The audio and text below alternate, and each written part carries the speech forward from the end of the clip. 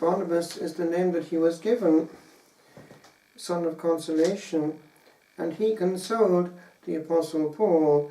He went to look for him in Tarsus, where he had been prepared quietly by the Holy Spirit for his ministry after being knocked off his horse on the Damascus road, and Barnabas presented him to the apostles and then accompanied him on his first missionary journey. However, with great honesty, Luke narrates how, when it came to another journey, when Paul wanted to confirm the churches that he had planted, there was some discussion amongst them. He wanted to be with Barnabas, but was not keen on taking John Mark, Barnabas' cousin, with him, because he had not been with them on the whole journey, had left them at Pamphylia. The result was that there was a split, and Barnabas took John Mark, his cousin, and they went elsewhere. Eventually he returned to his native Cyprus, where he became obviously the first bishop, and he was stoned to death according to tradition, possibly at Salamis. Now, we can retain from this the fact that the Lord wanted the preaching of the gospel to be done as far as possible with a certain pairing up, a teamwork. It is safer and stronger, and it is true in our case as well.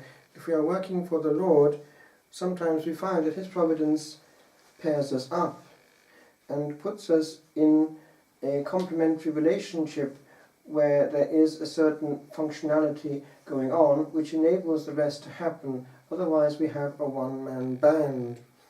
That can happen both in the life of someone who is giving himself to the preaching of the word, but also to people who stay in the lay state but work for the Lord with much energy. I'm thinking of the Christian marriage situation, where it is one thing to be just married to somebody who can produce bread and children and have an officially solid marriage, and another of a different order to be married to somebody who is working with you 24/7 in the work of the Lord, and who is therefore vibrating on the same wavelength and able to share everything, soul included, in the game. And one sees the difference at home. In the first case, dialogue is what it is, and the proof is that the television does much of it. In the other, and one sees good examples of this around all over Ireland, in fact they're in some way the backbone of our parishes and prayer groups, people who choose somebody in the Lord and indeed allow the Lord to do the choosing. And then once married, or even before, they are very much a team in the Lord's hands, with that element of being paired up by Him as a powerful keeper, a team. Therefore it's important that that be submitted to the Lord of Providence, because we only have one life, and unfortunately a priest is exposed to a lot of pain on that lack of reflection before choosing somebody in the Lord. There's a big difference actually between the type of drama that might come in, for instance, in the setting of a travelling community where they marry very early, clean as they say, therefore they've only had the one person from the beginning and they grow up with that person in practice. But the B side is that because they've not had to fight for that person, they can not take care of their persons in the same way. Women might put on weight and so on at an early age. The other is the question of what happens in what we call normal settled people, where they marry quite a bit later, but the only thing is that before they marry, quite often they've been shopping around before, and therefore there's not that element of having to grow up with one and only one other soul from an early age, but they've got to readjust each time and start at tabula rasa, and it's not easy. In fact, the bigger the disaster and the more profound the relationship, the more difficult it is to start again, and sometimes it takes 2 days, 2 years, 3 years before they even think of another relationship. So time is going by, and all the years up to about the age of 30 quite often are taken in these big suckers of energy from the soul. So that's another issue again. It's important, therefore, that from the first moment the Lord is in charge of this, and that not all the energy is going in the wrong direction for years and years, but just letting the Lord be in charge. And then, having said that, one needs to open oneself to the possibilities, because part of it depends on us.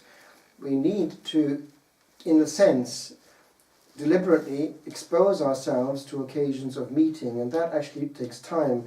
But again, a lot depends on where we go. If one goes to a disco, that's the kind of fish one will catch. If one go to a pilgrimage, that's the kind of fish, so it's a big difference. One is proportionately more likely to find a good fish in a pilgrimage or a prayer group or something of that nature. So in the actual occasion, in the cause, we're responsible already for the eventual consequences. So again, time is precious when we're growing up. It's very important that it be, again, submitted to the Lord of time. We only have a certain amount of evenings or whatever we can spare, so the Lord must be in charge. And He knows how we can actually cut corners and not waste years of time or even anxiety by Himself calmly making the right people collide. And by the way, should that happen intuitively, a good trick is to get the guardian angels involved, because the guardian angels can communicate amongst themselves. First of all, in helping us to collide, and then, once we're colliding, to get the guardian angel of the other person to dialogue, so that there's actually, again, something being planted in heaven, and not just human dynamics at work. Now, once that happens, of course, there is the element of how one handles then the creation of a domestic church. That's what St. John Paul II wanted, an ecclesial community based on the cell of the community at home, the domestic church, where God is placed in the midst, indeed is reigning.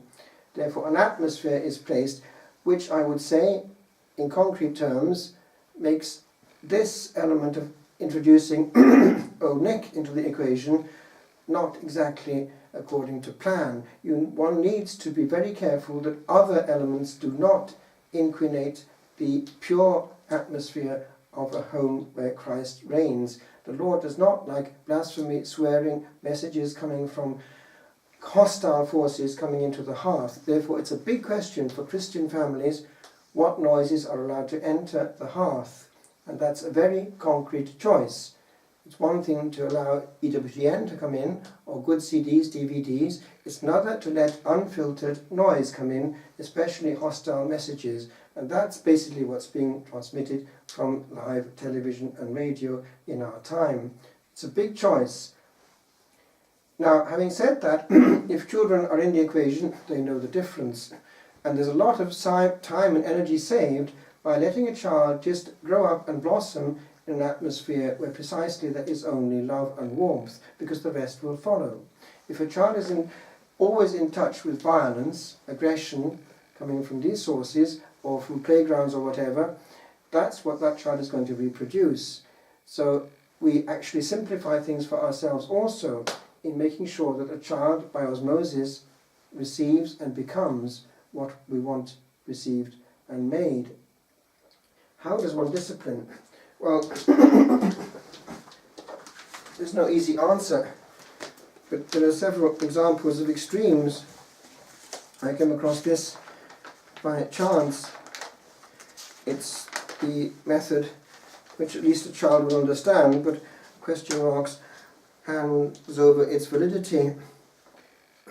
There was an odious man named Frank in our fundamentalist church, says this gentleman, when I was a boy, who had a brood of badly behaved children. When one of them would act up, Frank would haul the miscreant out of the sanctuary and wallop him.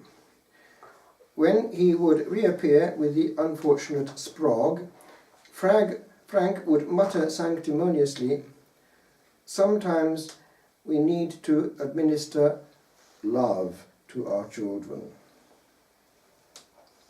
The memory, this goes on, brings to mind another fracas at church in an earlier time. At the Council of Nicaea, Bishop Nicholas of Myra, you know who that is, don't you? It's the antecedent of Santa Claus, because Klaus is a short version of Nicholas. So he's really Santa Claus. So this gentleman punched the heretic Arius, that's the author of the Arian heresy, or Arian heresy, in the face. Arius had been asked to defend his doctrine that Jesus Christ was only a created being and not God incarnate. The future Santa Claus, fed up with his nonsense, got up and administered some love. St. Nicholas is also known as Nicholas the Wonder Worker, some work, some wonder.